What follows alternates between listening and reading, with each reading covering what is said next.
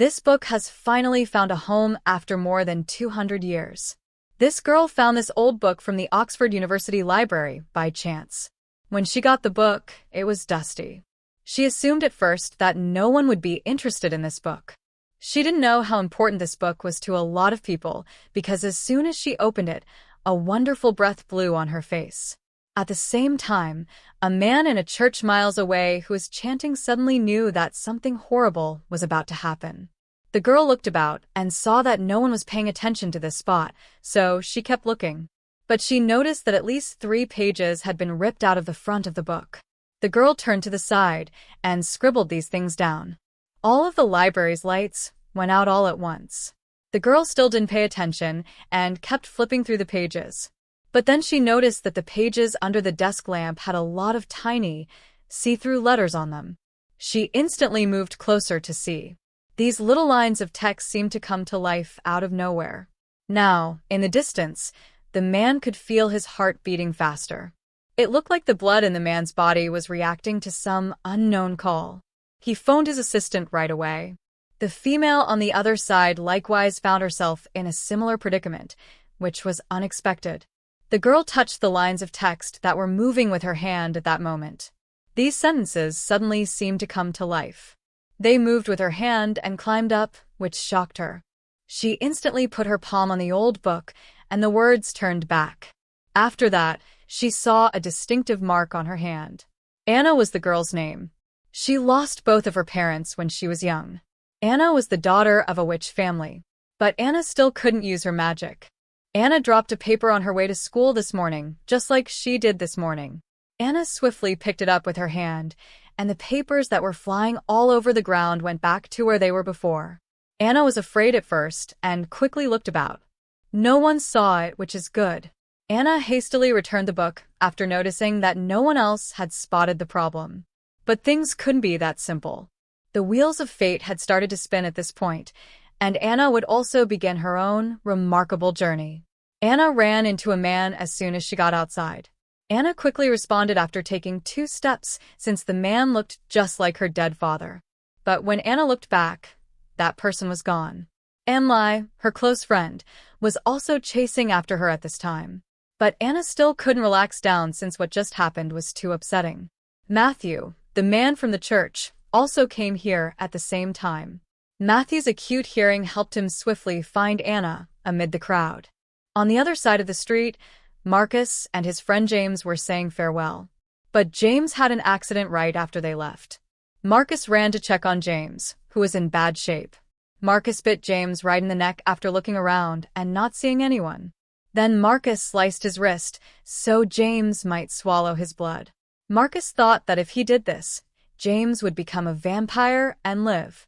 James stopped suddenly after only 2 mouthfuls of blood and laid on the ground. Then they sent Marcus to look into it.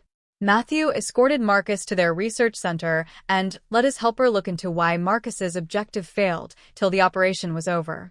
They knew that this kind of research might not work, of course.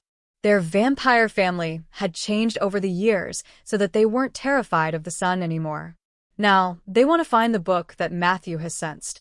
The name of the book was Asmal 782, and it was a handwritten book that told the story of how vampires came to be. For over 100 years, this book was lost.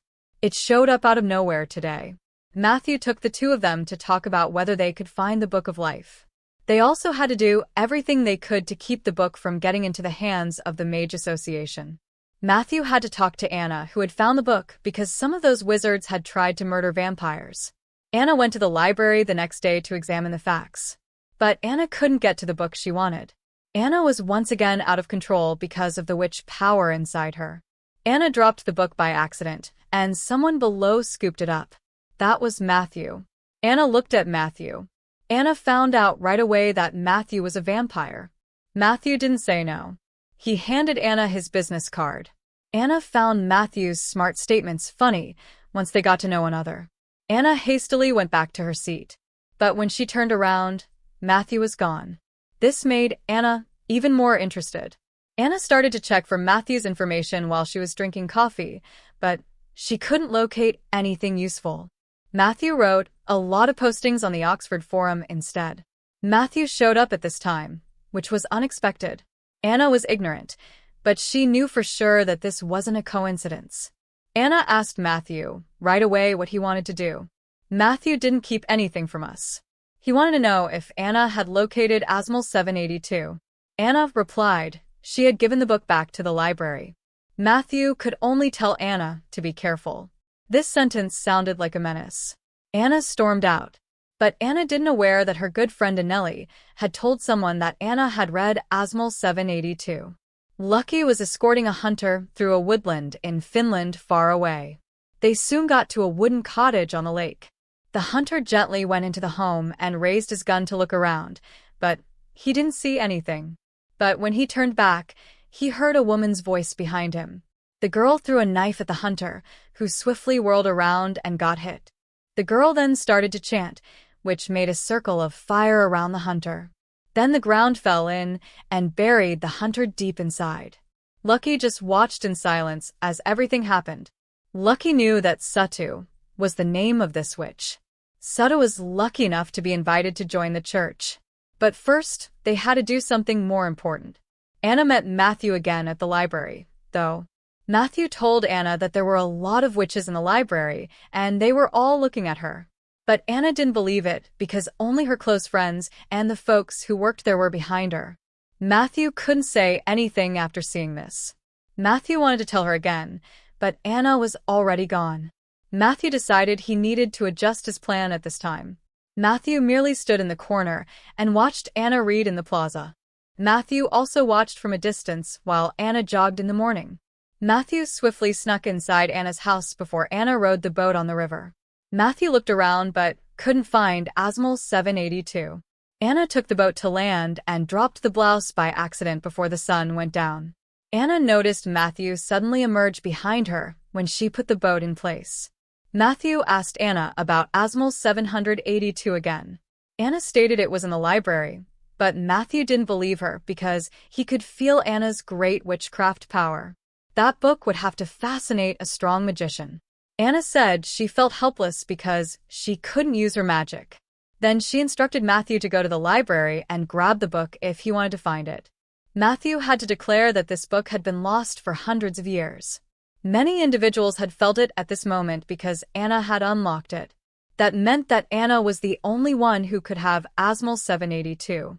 Matthew observed the garments that had just fallen on the ground by accident when he left. Matthew's eyes became very intense when he took a deep breath. Matthew said with a serious look on his face. Matthew told Anna to be careful around her. A spider walked across the bed the next morning when Anna was still asleep. Anna opened her eyes and felt something unusual in her body. Anna then carefully drew her hand out from under the blanket and saw that it was covered in spiderwebs.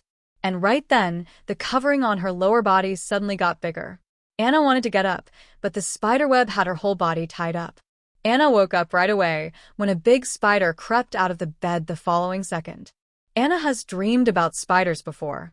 Anna was a witch, but she always wanted to live a normal life. But what really happened often went wrong. Anna spotted her coat nicely folded and put in the mailbox when she went out. It was clear that Matthew had given it back. Anna smiled as she thought about this. Even though Matthew was a vampire and hated witches, he had always acted like a gentleman. Matthew was also traveling up the mountain to look for a friend. Matthew finally found a deer with the help of this pal. Matthew started hunting right away as he found his target. Finally, the attack was over. Anna went to the library like she always did at this time. Anna also saw that there were more people at the library than normal today.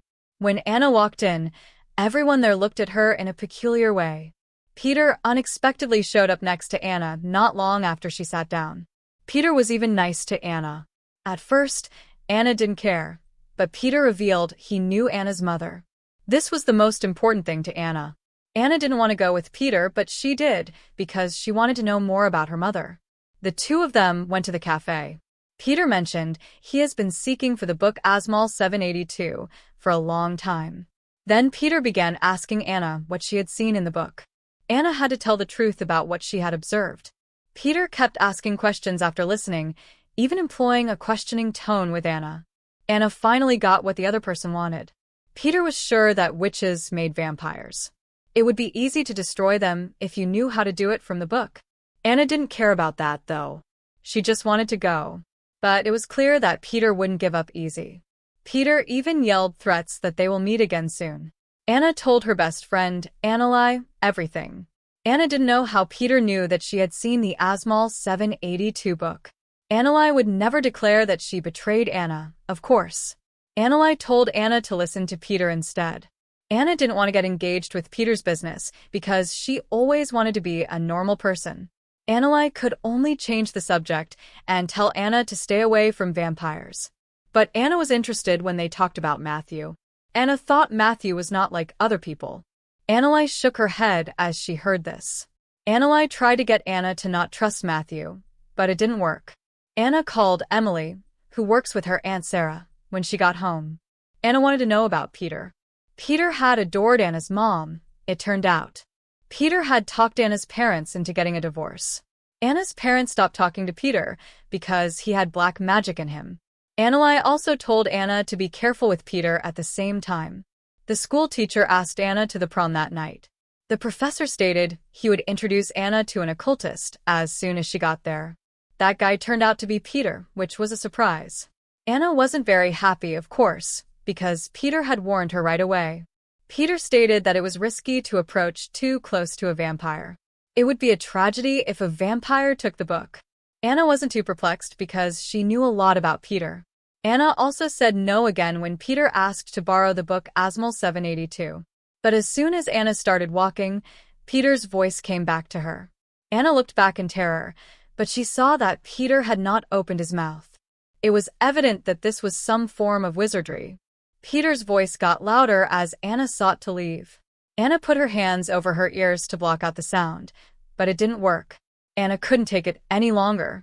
It made Anna's witch power grow stronger. Peter's brain rang with Anna's outraged words the next moment, and the window broke. The next day, Peter went to Annelli's house and asked her whether she knew how strong Anna was. But it was evident that Annelli didn't know that either. There was a knock on the door at this time. And out of the blue, Anna was the one standing outside the door. Anna understood why Peter knew so much about her when she saw him at Annelli's place. Anna's most trusted best friend had actually betrayed her a long time ago. Anna cried because her dearest friend Annelli had betrayed her. But Anna also remembered that Matthew had told her to be careful. Anna thought about this, and then walked right to Matthew's flat. Anna knocked on the door, but no one came to the door. She was a little let down, though. Matthew, who had just come back from the mountains, ran into Anna just as she was ready to depart. Anna agreed with what Matthew had said previously as soon as she walked into the house, because Sutta the witch and Peter were both making her give up Asmal 782. But Matthew told Anna to calm down first, because Matthew could smell Anna's wrath growing. This would make it hard for Anna to deal with her inner problems. Anna couldn't say anything. She could only breathe deeply and calm down. Matthew also felt better at this time. Matthew offered Anna a book after she told him that she didn't want to lend it to Peter. Matthew then told Anna that Geowyn was also thinking about the origin of vampires when he authored The Origin of Species. Matthew had heard of the story of the book Asmal 782. Matthew has been looking for it for 200 years, but he still can't find it. Matthew said he had been looking for a book for 200 years, which astonished Anna because she thought Matthew was older than that. Anna asked and found out that Matthew was at least 500 years old. Matthew then asked Anna to come to the lab. Matthew carefully put a coat on Anna before leaving since she smelled a little cold. Matthew introduced Marcus and Miriam to each other after they got to the lab. Matthew also told Anna that a lot of animals were dying. For instance, vampires weren't changing. Demons' mental states were getting more and more erratic. Witches were losing their powers. Matthew thought that if this kept going on, there would only be one race left in the world: humans. Matthew wanted to read the Asmal 782 book to see if he could find the answer.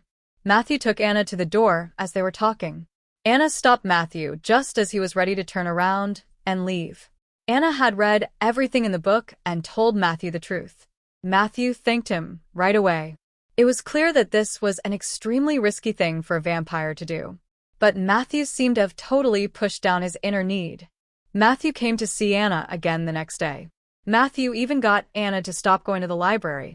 Because of this, the two of them barely said a few things before Anneli came to get Anna. Anneli told Anna that Peter was a nice guy. Anneli also told Anna not to get too close to Matthew. Anna was really unhappy about this and fled right away. Matthew took Anna to a manor after a time. Everything here was ancient and dirty. It turns out that this was Matthew's home. It was only that Matthew didn't come here very often. Matthew also told Anna that vampires can be slain, which was a big surprise. Matthew asked Anna if she had used magic to call up books at this point.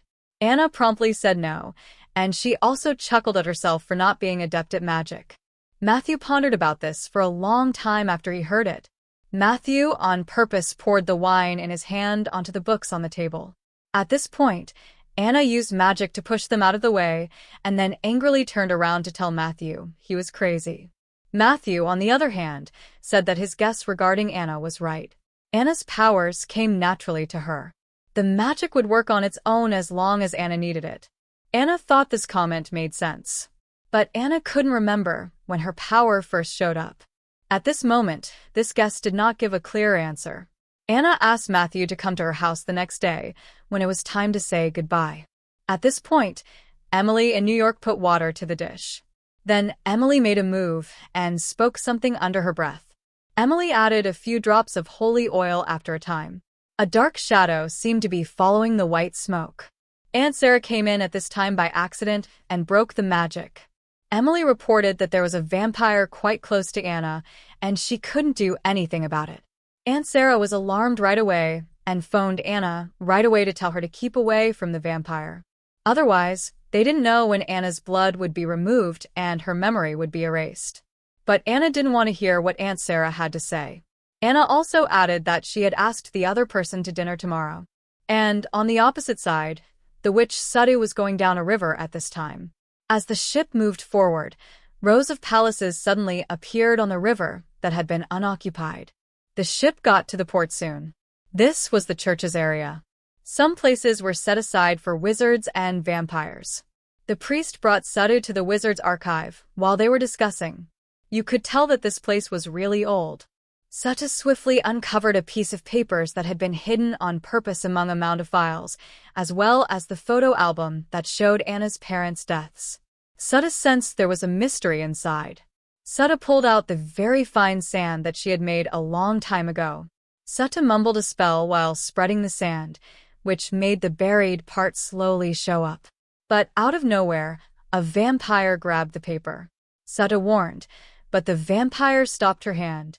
Sadu instantly employed magic to make the words on the paper go away. The vampire, who was mad, lifted Sadu up. Sadu almost shattered his neck. But in the end, the vampire let Sadu free and questioned who Anna was, the name that was written on the paper.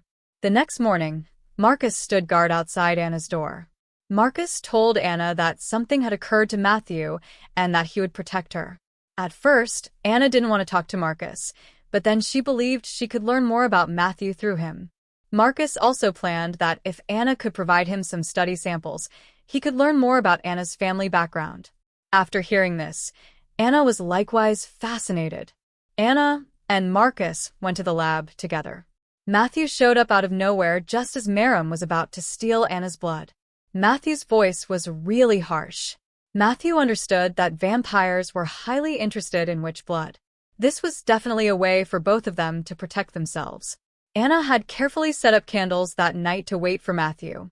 Anna thought Matthew had come when there was a knock on the door.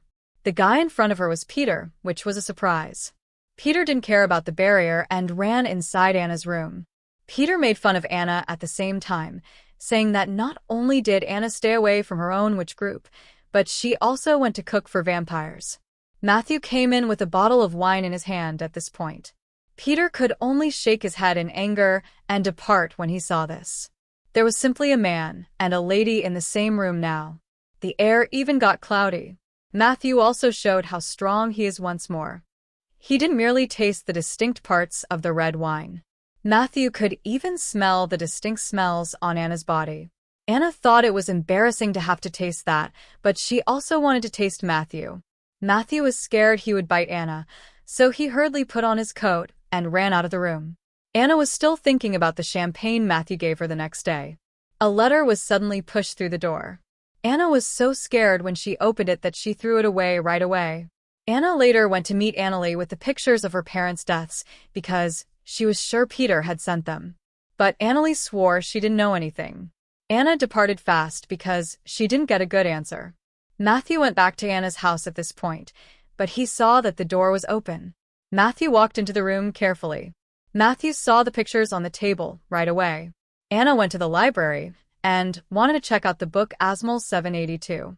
The librarian remarked that a lot of people had asked to borrow the book Asmol 782 lately. But this book wasn't there. The librarian nevertheless chose to find the book Asmol 782 at Anna's request, though. Peter showed up again at this time. 2 additional church members, and Annalie gently walked out of the dark just after that. At this point, the librarian came back and announced that the book Asmol 782 was not there. Peter told the librarian right away to look for it again. The librarian didn't know who these people were. The librarian then furiously told them to leave. Peter used magic to take over the library management without warning. Anna was really upset at this point. A strong wind suddenly blew into the library. The strong wind drove the crowd away when Anna turned back to stare at Peter. Peter fell hard to the ground just like that. But Anna's blood was also boiling at that moment. Anna started to think that she couldn't control herself. Matthew rushed in right then, even though the wind was tremendous. Matthew kept telling Anna to relax, and this helped her breathing slowly get better. The wind that was blowing wildly also slowly calmed down. Matthew then drove Anna home, who was very tired. Matthew contacted Marcus to protect Anna after she went to sleep. Matthew would go to Peter to fix that issue. But Marcus strongly disagreed with this move. Marcus thought that acting on impulse like way would make the church attack their family. Marcus also said that Anna could only be taken somewhere else for now, though. Matthew also slowly calmed down. He made the choice to go with Anna. Matthew had already packed his belongings and was waiting nearby when Anna woke up in the middle of the night. At first, Anna didn't agree with Matthew after hearing what he had to say. Matthew told Anna that even though she had strong magic, she couldn't manage it yet. So they had to locate a spot for Anna to do her witchcraft. Anna agreed with her. Anna chose to depart with Matthew after a passionate kiss. The man was with his girlfriend, but there was a woman next to him who was staring at him. She was quite barely dressed, even though it was winter. In the end, the man accidentally caught her attention. But this time it was only a quick look. The guy and his lady went somewhere else after a time. They still saw the girl from before, when they turned around. The woman stared at him with a sexy glance right away. The man was really shocked. He turned to gaze at his girlfriend and quickly came up with a reason to go. They met at a corner of a street that was empty. The girl bit his neck out of nowhere, which scared him. The girl kept chasing him, even though he fled away till dusk. Then she ripped the guy's clothes off and bit him hard. Gerbert, her father, found out about this right away. Gerbert summoned Julie in to ask her questions. Julie didn't want to admit it at first. Because of this, Gerbert bit Julie and found out everything. Gerbert put his daughter in an underwater prison in a moment of wrath. Gerbert didn't pay attention to Julie's pleas. Domenico came back at this point with the news he had gotten from Sut. Domenico added that Matthew had been very close to a witch not so long ago. This was his chance to talk to Matthew.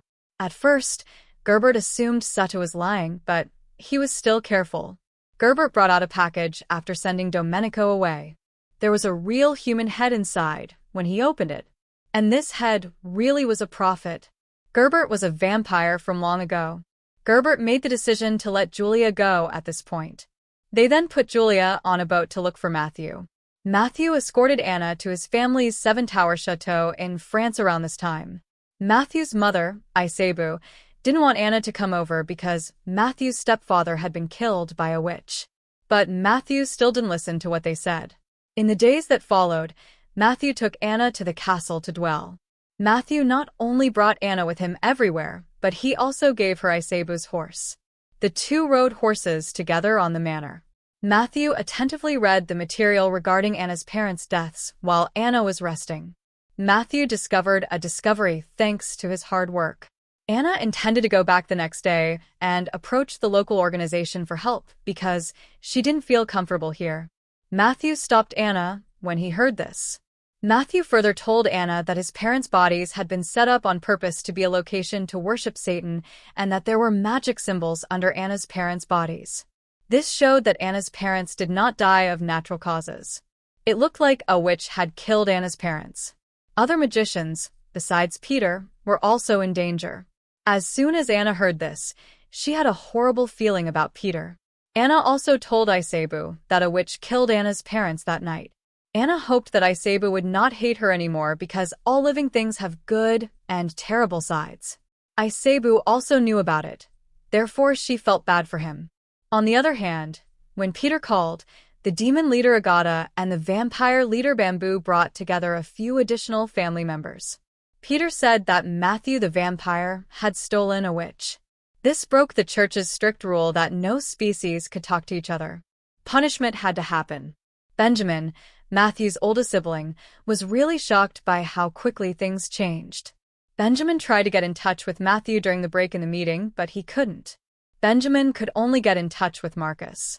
When Benjamin asked, Marcus had to tell him where Matthew was. The meeting started up again.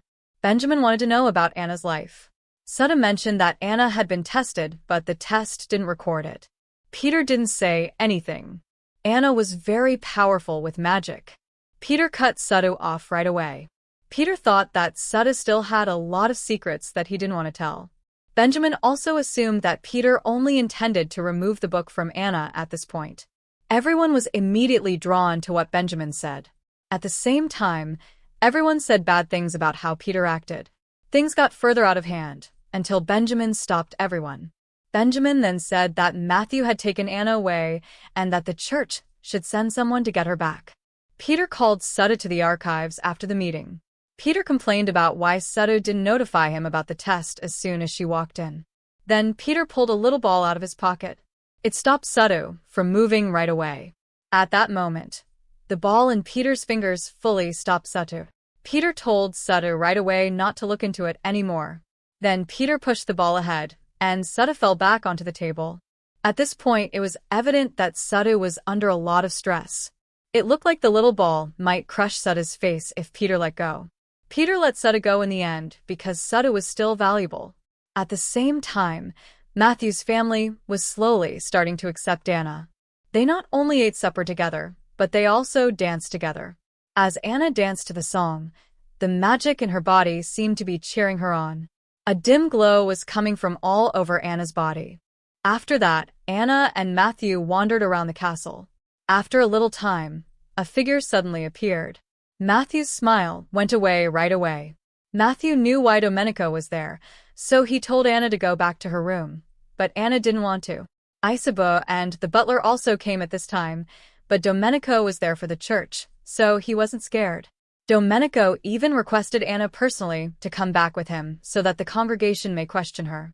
Matthew went forward in anger, but Domenico made fun of him by asking whether he wanted to be the enemy of the whole church. Matthew didn't hesitate to go forward and urged the butler to take Anna away, even though Isabu shouted at him to do so. Matthew quickly held Domenico back as soon as Anna was dragged away.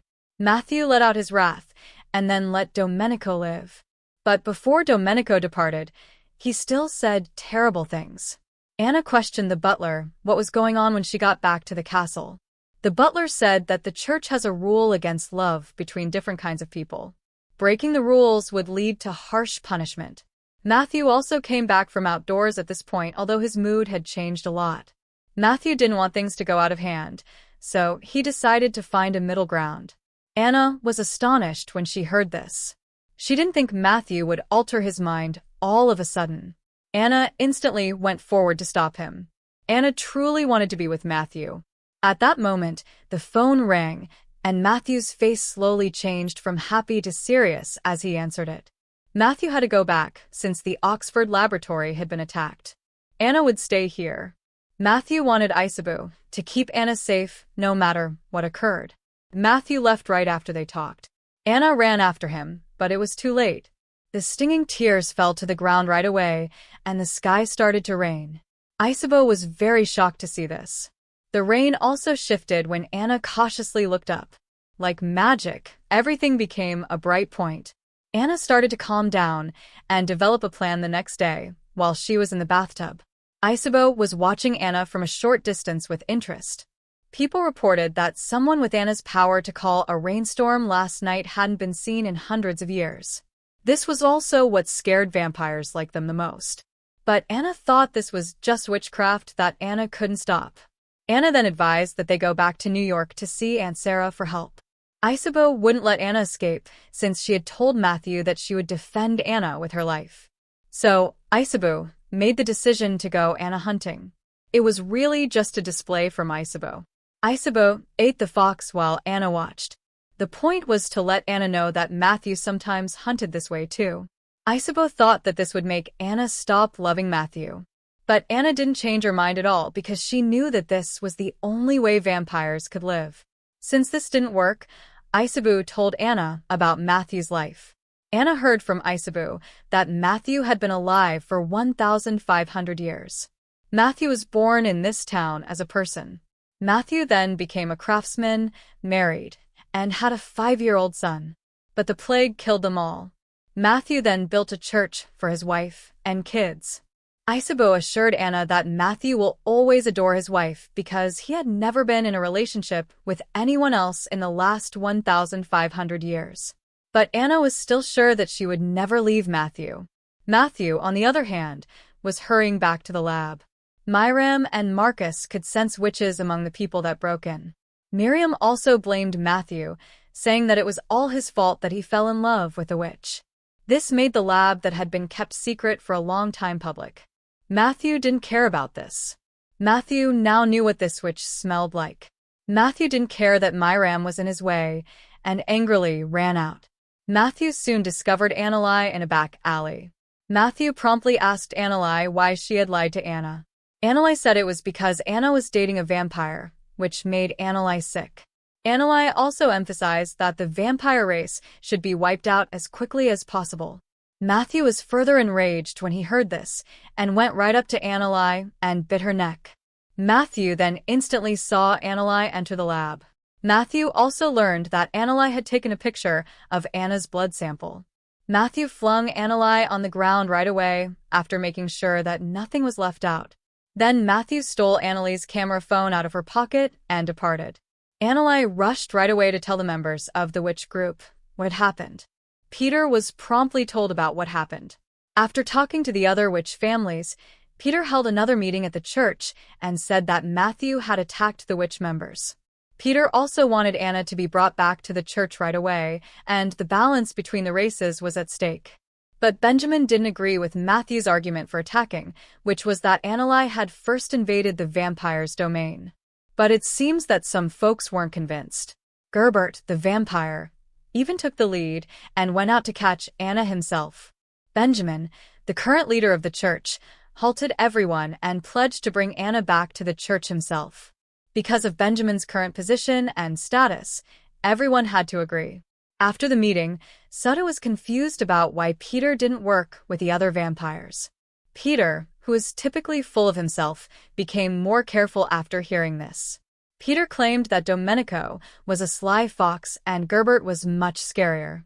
People said that Gerbert had kept the witch's head in prison for hundreds of years. Matthew, on the other hand, also started to get busy. Matthew worked day and night to look at Anna's DNA sample after he got back to the lab. Matthew finally uncovered something important in the big database. Matthew called Miriam and requested her to look over the findings of the experiment again. Matthew used this chance to go back home. Anna and Matthew finally saw each other again. Matthew wouldn't run away this time.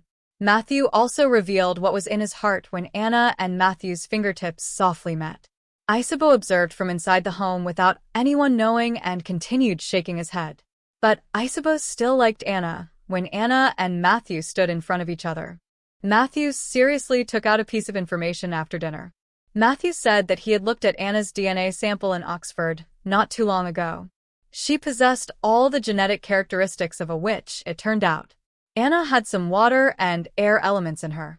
There was also an earth element, which suggested that Anna still had a lot of latent skills. Anna shook her head and grinned. Unlike other witches, Anna had never felt a connection to magic. But Matthew saw things differently. Matthew thought Anna's magic was coming back to life. There might be a change shortly. Domenico also found Julie at a bar in London at the same time. Domenico told Matthew that he was having fun with another woman and also gave him the address of Matthew's castle. Julie got outraged and left right away when she heard this. Anna stopped jogging the next morning. A person suddenly appeared behind Anna, grabbed her, and flew into the air. It was the witch Sutta who did it. Sutta tossed Anna straight to the ground after doing somersaults for kilometers above the skies. Anna realized that Sutta was being disrespectful and sought to get away. But the vampire commander was much more vicious. Gerbert had been waiting outdoors for a long time. Anna was so afraid that all she could do was keep moving back. But Gerbert smiled in a creepy way and stated he couldn't hold back any longer. Sutta spoke up to stop him at the dangerous moment. Of course, this wasn't because Sutta was nice. They had agreed to wait until Sutta was done questioning Anna before giving her to Gerbert.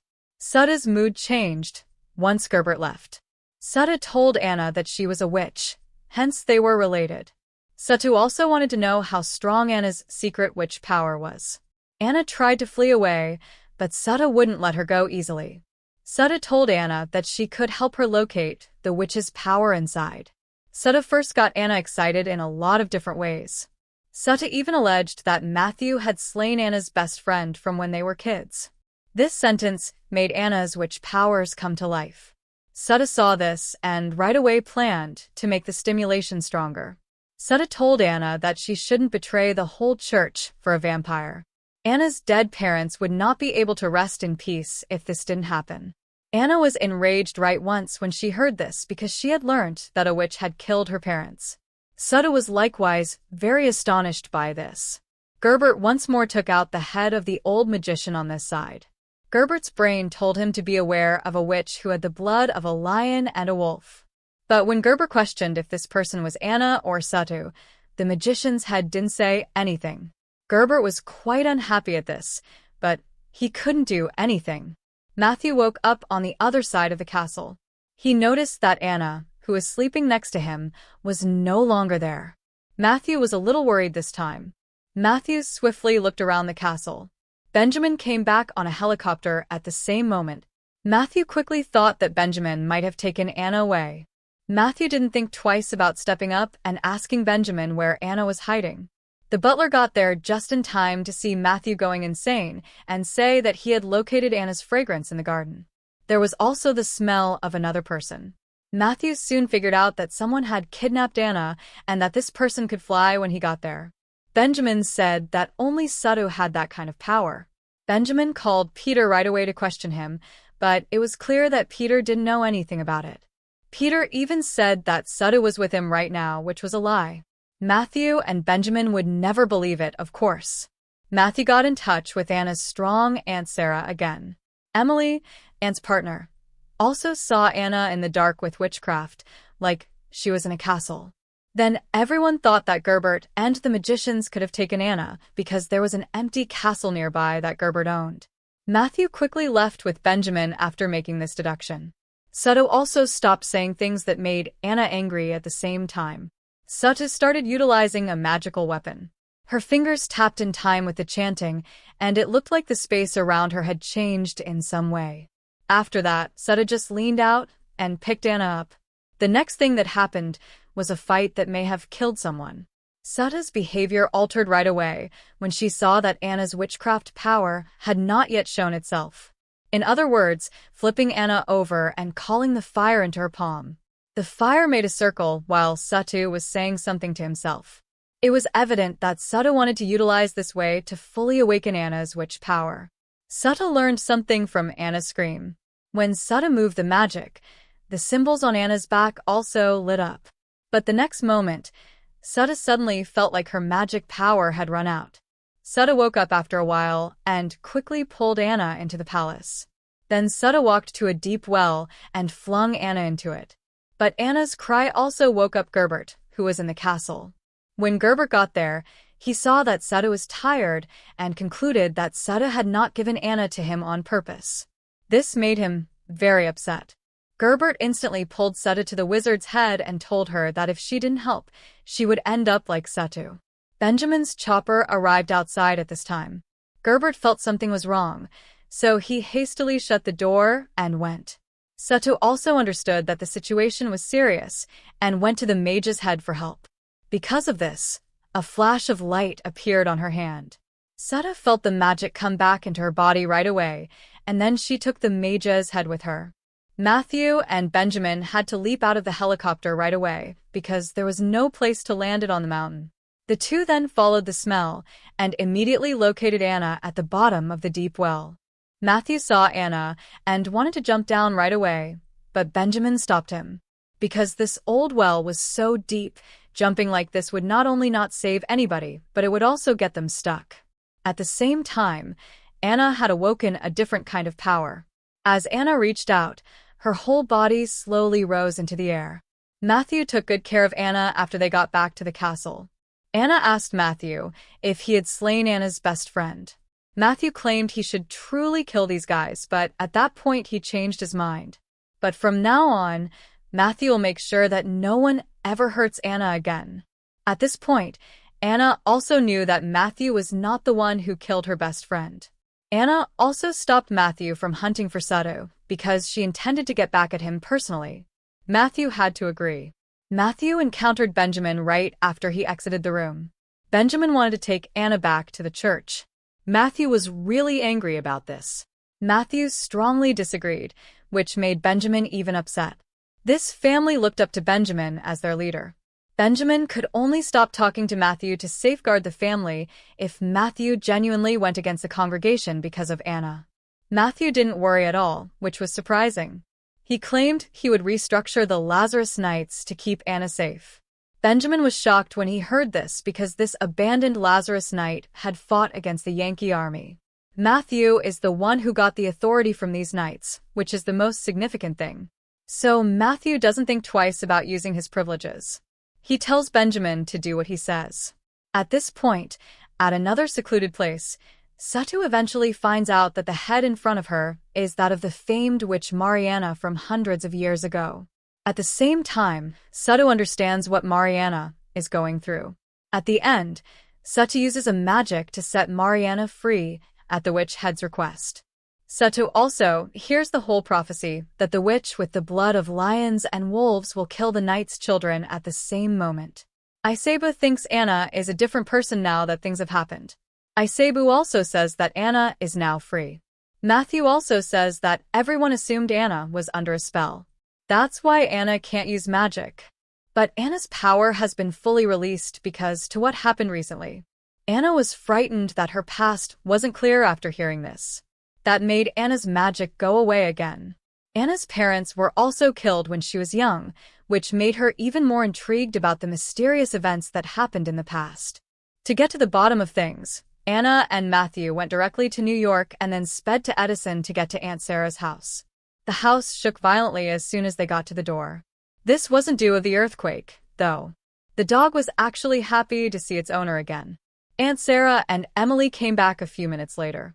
Anna quickly blocked the two persons outside the door and asked whether someone had cursed her. Sarah and Emily didn't try to hide anything. They said Anna's parents did it. This was hard to believe. Anna couldn't even think of what she had done wrong. Emily said that Peter thought Anna got her mother's talent, therefore he was always ready to challenge Anna. Anna's parents sealed her abilities to keep her safe.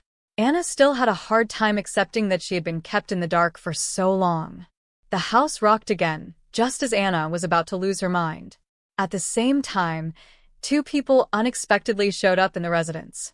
Stephen and Rebecca were Anna's parents. It was like everyone had traveled back in time, but everyone understood that this was the house that was being restored. Then everyone observed Anna's parents doing something to her. Clearly, this was not a punishment, but a legitimate way to keep people safe.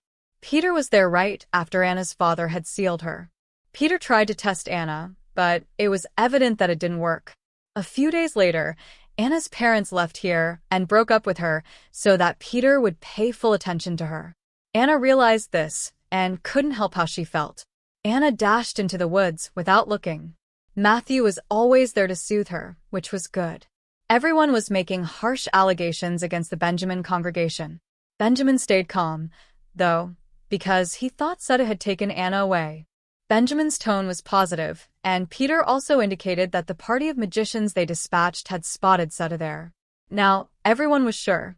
They quickly changed their minds and decided to look for Sutta. But Domenico was still incredibly smart. Domenico thought that Gerbert was keeping something from everyone. Domenico went to Gerbert's house after the meeting. Julie was the only one there to keep an eye on things. Domenico was really interested in why Julie didn't take the chance to go away. Julie further added that even though Benjamin indicated Satu had taken Anna, Domenico still suspected Benjamin was lying. Anna was presumably still happy living with Matthew. Julie certainly couldn't sit still after hearing this. Gerbert took Julie to the chapel that afternoon to visit Benjamin. Gerbert mentioned that Julie was the person who worked with Satu. After they talked, Gerbert looked at Julie, expecting for her to take responsibility herself.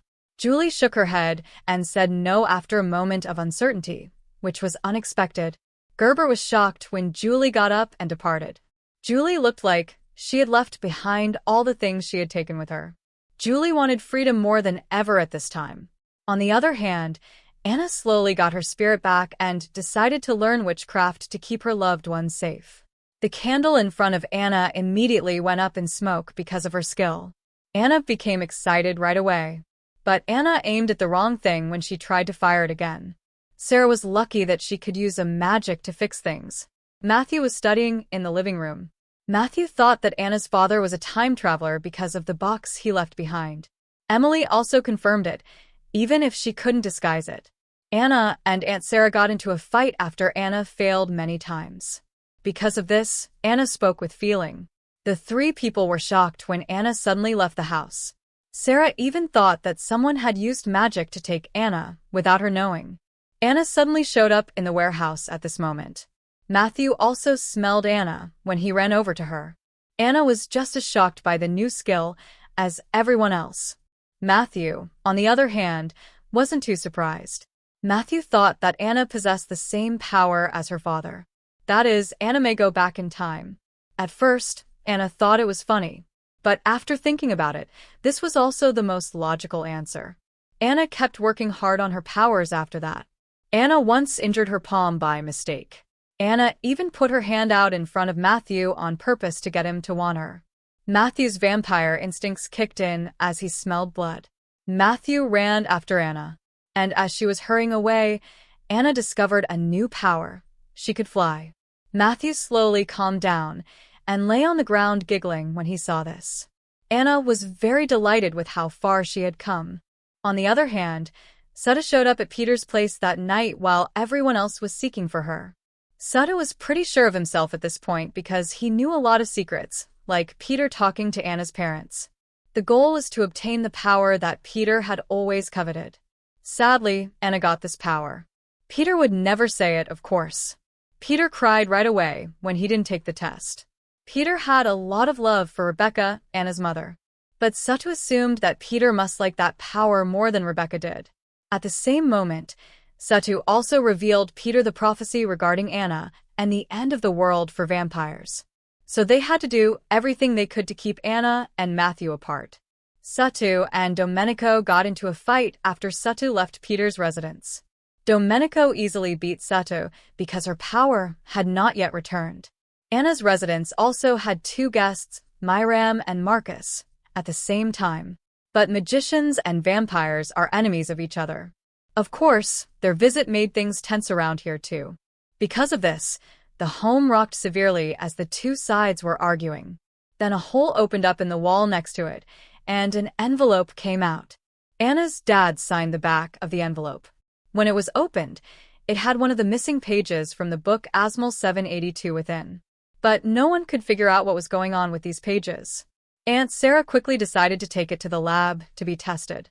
Matthew felt Anna was the only one who possessed the book. Maybe Anna's dad had intimated that she needed to get the book all the way. But the more she learned, the harder it was for her to practice and the more hazardous it got. Anna practiced in the woods again today to get a feel for the risk. Anna utilized magic to figure out that a vampire was around, and then she slowly stepped into the warehouse. Sure enough, someone came into the house, and that person was none other than Matthew. It wasn't until Anna touched Julie's face that she realized it wasn't Matthew. Matthew heard the noise and raced over, but Anna was already in Julie's hands. Matthew knew he couldn't act too quickly. Julie felt a rush of emotions when she encountered Matthew since Gerbert had turned her into a vampire. The goal was for Julie and Matthew to be together. For a long time, this was all that Julie's life meant. But now Matthew was getting together with someone else, which made Julie very angry. Julie suddenly pulled Anna away and swung her hand to cut Matthew's throat. Then Julie stabbed Matthew in the heart. Anna saw Matthew lying on the ground in pain when she got there. Anna's eyes instantly filled with rage and determination. A flame appeared in Anna's hand the next second. Then it slowly turned into a bow and hit Julie, sending her flying out of the warehouse. Matthew's health, on the other hand, was growing worse. Anna could only get down on her knees and ask the goddess for help. A powerful witch agreed to Anna's request, and it was immediately answered. Anna suddenly had a dagger in her hand. Anna didn't think twice before using it to cut her wrist. Anna made a barrier as everyone tried to stop her. Anna then began to give Matthew her blood. Matthew went mad and bit Anna's neck after a while. At this point, Anna's mind slowly began to remember everything that transpired after she met Matthew. Matthew seems to have calmed down when Anna believed he would take all of her blood. Anna was the one who got hurt the worst after this. Everyone had to work for a while to stabilize Anna's wound. Matthew never moved from this spot, not even a half step. Anna inquired about Matthew's ex-girlfriend Julie as she woke up. Matthew's response was also extremely clear. Matthew said again that he didn't know Julie. Matthew then brought up another important issue, how Julie could get to this situation. It was no longer safe here, so they couldn't just sit there and wait to die. Matthew then suggested that they use Anna's ability to travel through time to hide for a while. This was obviously a risky plan, but Anna was really excited when she heard it. On the other hand, Domenico swiftly told Gerbert after he caught Satu. Gerbert met Satu in the cellar after he gave him the criteria. Gerbert got further enraged when he found out that Satu had burned the head of the witch Mariana. Gerbert also discovered of the prophecy of the end of the vampire world after asking Satu the same questions again and over. Gerbert then told Peter that Anna was the witch who had been foretold. Gerbert and Peter also worked together in an official way. The first thing to do was to get rid of the church leaders. Peter then asked the church to hold a meeting right away to judge Satu. Benjamin had a feeling that something was going to happen, so he called Matthew right away to get things ready. The home shook severely as soon as he hung up the phone. Matthew gazed with interest and saw something fall from the fire. Anna also came over at this time. She picked it up and looked at it and found that it was a doll that wizards used to commit witchcraft a long time ago. Anna saw an earring by mistake when she looked closely. Matthew was now the one who was startled. The owner of these earrings was his mother, Isabeau, and they had been lost for hundreds of years. Anna and Matthew were really bewildered since they didn't understand what the home was trying to say. Then, everyone got together to talk about the idea of time travel in a serious way. Emily said that Anna's dad had talked about the rules for time travel. It has to have 3 things that were all in the same place and time at the same time. But this was not hard for Matthew because he was a vampire who had lived for thousands of years. The only thing that might be a problem is getting to the present from the distant past, which needs strong magic and a lot of practice. Anna started training right away as the plan was approved. Aunt Sarah patiently guided and encouraged Anna until she finally took the first step and teleported from the forest to her home. Not long after that, Matthew asked Hammocks to bring 3 things from his house in France. But Hammocks also brought 2 other loves, Sophie and Athenian, when he got there. Anna's family had something that had been passed down from generation to generation, Sophie told Anna. Before Anna's father died, he told Sophie to leave it to a person who was meant to have it. Sophie had frequent nightmares that this person was Anna. So Sophie brought the thing here. Sophie pulled out a statue as she was talking. It was called the statue of the goddess Anna. Matthew, who was beside her, found it hard to accept because he knew this was the chess piece he had lost in a Halloween bet hundreds of years before. For a while, no one knew what the chess piece was for, but Matthew kept saying that it and the earring had arrived at the same time and place. Maybe this was the guide and they went back in time to this time. After that, Anna took Matthew with her to practice teleporting while everyone else was getting ready for the jack-o'-lantern. In the next instant, Anna was back at the castle 25 days ago, facing Isabeau, who didn't know that Matthew and Anna had lied. But in their hearts, they bid goodbye. Then Matthew and Anna went back to Madison, a tiny town, to meet up with everyone. After this big dinner, they let Sophie's group go first. Aunt Sarah and Emily came next. And last but not least, Marcus and Miriam. Matthew took out a secret note and delivered it to Marcus at this point. Matthew would give Marcus the job of leading the Lazarus Knights. Marcus and Matthew embraced each other goodbye after accepting the secret command. A meeting was placed on the other side of the congregation. Sutta confessed to kidnapping Anna when Benjamin questioned him. Sutta also said that Matthew and Benjamin had betrayed the church and kept Anna hidden. Gerbert and Peter quickly agreed with this remark. Gerbert and Peter also wanted Benjamin to die. They said he should be beheaded and burned alive. But right then, Agata, the head of the demons, stepped up and asked for a vote. Gerbert and Peter had to agree. The ballots have the results. At first, Gerbert and Peter thought they could win. But Gerbert and Peter found out that Domenico was a vampire too. Domenico not only didn't vote in favor, but he also thought Benjamin was innocent and wanted him to stay the leader of the congregation. Benjamin also got out of trouble with the help of several people. But this time, Benjamin had to answer Gerbert's question again. Benjamin had to tell where Matthew was. Matthew and Anna sent everyone away and got ready for the last step at this point. Matthew took out an old book and some chess pieces that he had acquired years ago that were connected to a friend of Matthew's. The most crucial thing is that they showed up at the same time and place as the earring taken from the chimney, which was in London in 1590. Matthew and Anna were ready to teleport once they knew the time and place. But Peter got the news and came at this moment. Sutta didn't think twice about using magic when she knew Anna and Matthew were home. Sutta opened the door roughly, which made Anna spin around in astonishment. Thanks for watching. Please don't forget to like, share, and subscribe.